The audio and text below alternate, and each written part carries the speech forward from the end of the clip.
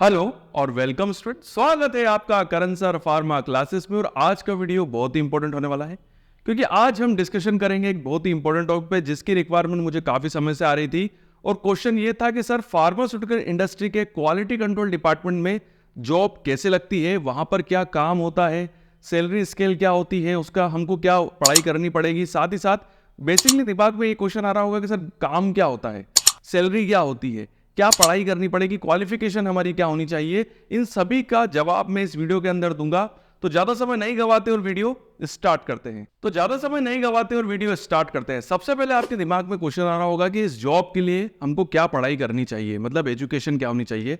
तो मैं आपको बता दूं कि फार्मा इंडस्ट्री के क्वालिटी कंट्रोल डिपार्टमेंट में काम करने के लिए आपको केवल बैचलर डिग्री करनी है। जी हाँ, डिग्री करनी है, वो किसी भी साइंस स्ट्रीम में होनी चाहिए। बट यहां पर एक चीज मैं बता दूं कि अगर आप बी फार्मा है, बैचलर ऑफ फार्मेसी है, तो आपके काफी ज्यादा चांसेस होंगे कि आपको जॉब मिल जाएगी, क्योंकि बी फार्मा का जो सिलेबस होता है वो फार्मा इंडस्ट्री के हिसाब से ही डेवलप किया गया है। ठीक हो गई बात।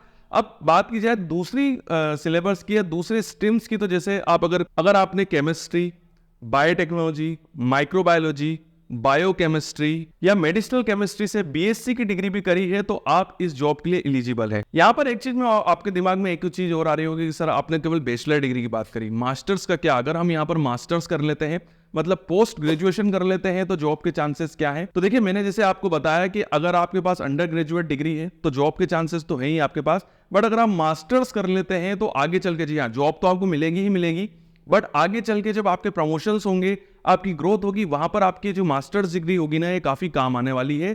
तो ऐसा नहीं है कि केवल अंडर ग्रेजुएट्स में ही आपको जॉब मिलेगी, आप मास्टर्स भी है तो भी इसका फायदा आपको आगे चल के जरूर मिलेगा। एक चीज मैं और क्लियर करना चाहता हूं यहां पर कि जो स्टूडेंट डिप्लोमा है, जी हाँ, डिप्लोमा इन फार्मेसी, जी हाँ, जिन्होंने डी फार्मा करा है वो भी इस जॉब के लिए एलिजिबल है, उनको भी फार्मा इंडस्ट्री में जॉब मिलती है। बट यहां पर मैं एक चीज आपको बताना चाहता हूं कि आगे चल के जब आप 1 साल 2 साल 3 साल इंडस्ट्री के अंदर निकाल देंगे तो उसके बाद आपको ग्रोथ में काफी प्रॉब्लम आएगी। इसीलिए जो भी मेरे डिप्लोमा का स्टूडेंट है जो कि फार्मा इंडस्ट्री के क्वालिटी कंट्रोल डिपार्टमेंट में काम करना चाहते हैं, वो अपने डिप्लोमा के बाद बी फार्मा में कंटिन्यू करें और बी फार्मा करने के बाद ही फिर फार्मा इंडस्ट्री के अंदर आए, जिससे कि आपको फ्यूचर में कोई प्रॉब्लम ना हो। यहां पर जैसे मैंने आपको बताया था कि बी फार्मेसी स्टूडेंट्स को सबसे पहली और सबसे ज्यादा वरीयता दी जाती है इस जॉब के लिए। उसका रीजन ये होता है कि वो एक रजिस्टर्ड फार्मासिस्ट होते हैं और रजिस्टर्ड फार्मासिस्ट को ही फार्मा इंडस्ट्री में सबसे पहले जॉब के ऑफर या सबसे ज्यादा वरीयता दी जाती है। अगला क्वेश्चन आपके दिमाग में आ रहा होगा कि सर चलिए, आपने पढ़ाई के बारे में तो बता दिया, अब मुझे थोड़ी तनख्वाह के बारे में बता दीजिए कि कितना पैसा इसमें मिलता है। तो मैं आपको बता दूं कि फार्मा इंडस्ट्री के क्वालिटी कंट्रोल डिपार्टमेंट में अगर आप जॉब करते हैं एज ए फ्रेशियर, तो आपकी मिनिमम सैलरी जो होगी वो 10,000 रुपए महीना होगी। जी हाँ, 10,000 रुपए महीना होगी। और आप एज ए ट्रेनी इंडस्ट्री के अंदर ज्वाइन करेंगे। ट्रेनी के बाद आपका प्रोबेशन पीरियड स्टार्ट होता है और प्रोबेशन पीरियड कंप्लीट करने के बाद फिर आपको परमानेंट किया जाता है।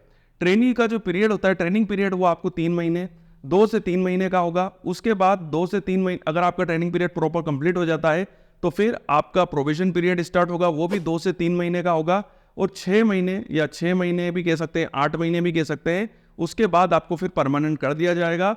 और परमानेंट होने के बाद फिर आपके इंक्रीमेंट लगना स्टार्ट होंगे। आपको दूसरी फैसिलिटीज भी मिलेगी, जैसे जो छुट्टियां मिलती है, CL PL, वो सारी छुट्टियां आपको मिलना स्टार्ट हो जाएगी। और जो भी इंक्रीमेंट्स लगने हैं आपकी सैलरी में वो भी लगना स्टार्ट हो जाएंगे। बट मैं आपको बता दूं कि फार्मा इंडस्ट्री के अंदर जो इंक्रीमेंट की पॉलिसी होती है वो सीधी सीधी आपकी परफॉर्मेंस के ऊपर डिपेंड करती है। जिस हिसाब से आपकी परफॉर्मेंस होगी उस हिसाब से आपके सैलरी इंक्रीमेंट किए जाएंगे। बट यहाँ पर एक चीज मैं आपको और क्लियर कर दूं कि जो मिनिमम इंक्रीमेंट होता है फार्मा इंडस्ट्री के अंदर सैलरी का, वो होता है 11,000 रुपए सालाना। मतलब आपकी सैलरी में 1,000 रुपए का इंक्रीमेंट कर दिया जाता है। ये मिनिमम है, मैक्सिमम तो कितना भी जा सकता है, बट मिनिमम 11,000 रुपए का इंक्रीमेंट तो आपको मिलना ही मिलना है।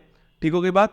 तो यहां पर जो इंक्रीमेंट होगा सैलरी का, वो आपकी परफॉर्मेंस के ऊपर डिपेंड करेगा। अगर आप अच्छा परफॉर्म करेंगे तो आपका सैलरी इंक्रीमेंट भी ज्यादा होगा, बट अगर आप बुरा परफॉर्म करेंगे तो आपकी सैलरी इंक्रीमेंट भी कम होगा और मिनिमम पे भी जा सकता। अगला क्वेश्चन जो आपके दिमाग के अंदर आ रहा होगा कि सर यहाँ पर जो एज लिमिट होती है इस डिपार्टमेंट में काम करने की, वो क्या होती है? तो मैं आपको एक चीज बता दूं कि यहाँ पर जो एज लिमिट है एज ए फ्रेशियर, वो होती है 20 से 25 साल। जी हाँ, आपको एज ए फ्रेशियर 20 से 25 साल की उम्र में ही फार्मा इंडस्ट्री को ज्वाइन करना है एज ए फ्रेशियर।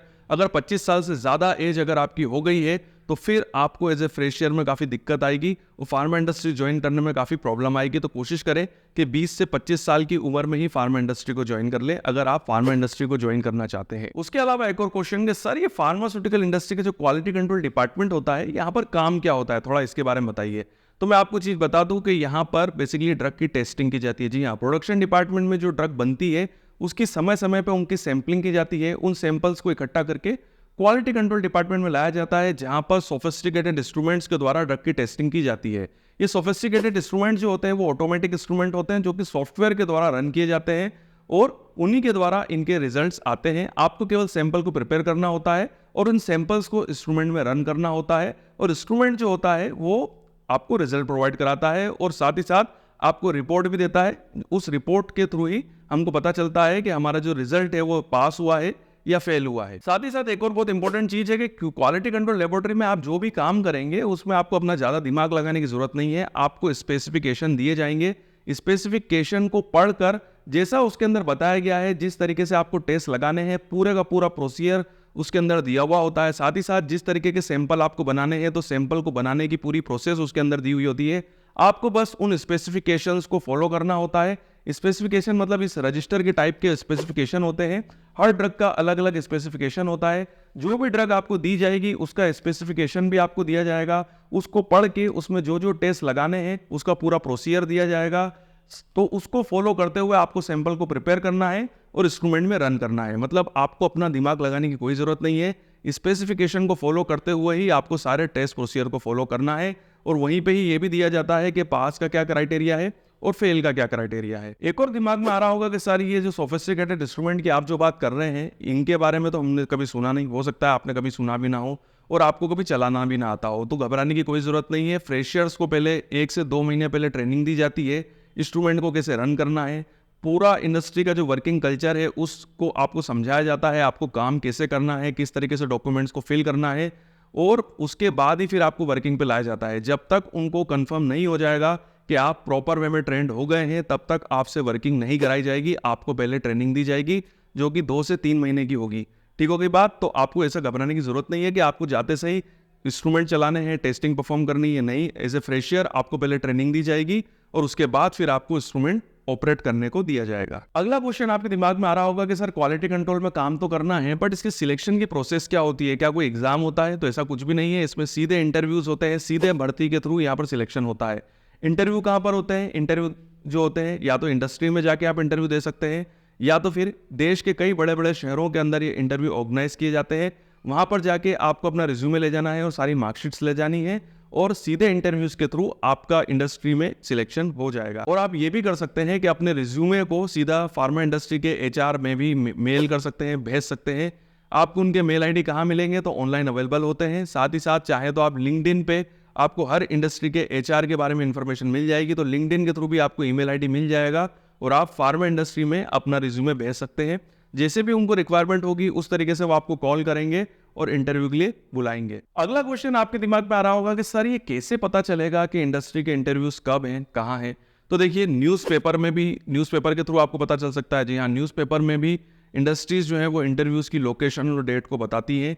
साथ ही साथ ये भी बताती है कि उनको किस तरह के कैंडिडेट चाहिए, क्या क्वालिफिकेशन चाहिए, क्या एक्सपीरियंस चाहिए, फ्रेशर्स चाहिए तो वो भी मेंशन करती है। साथ ही साथ काफ़ी ऐसी वेबसाइट्स भी हैं जो जहाँ पर आपको इंटरव्यू से रिलेटेड इन्फॉर्मेशन मिल सकती है। अगर आप गूगल में सर्च करेंगे तो आपको ईजिली मिल जाएगी। उसके अलावा एक और आपके दिमाग में क्वेश्चन उठ रहा होगा कि सर आपने ये तो बता दिया कि सोफिस्टिकेटेड इंस्ट्रूमेंट जो है वो क्वालिटी कंट्रोल लेबोरेटरी के अंदर यूज़ किए जाते हैं।